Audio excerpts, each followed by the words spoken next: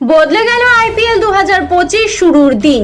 IPL 2025 শুরু হওয়ার কথা ছিল 21শে মার্চ থেকে। প্রথম ম্যাচ ইডেনে।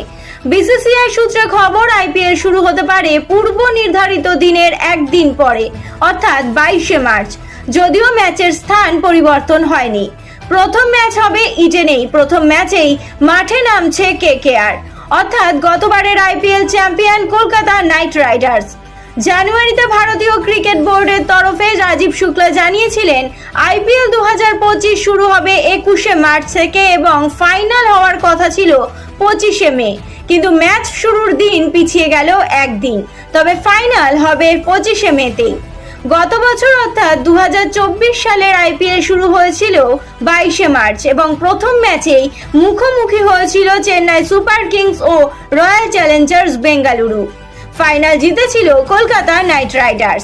এবার 2025 আইপিএলেও ম্যাচ শুরু হচ্ছে সেই 22শে মার্চ এবং প্রথম ম্যাচেই মাঠে নামছে কেকেআর এবং মুখোমুখি হওয়ার সম্ভাবনা রয়্যাল চ্যালেঞ্জার্স বেঙ্গালুরুর।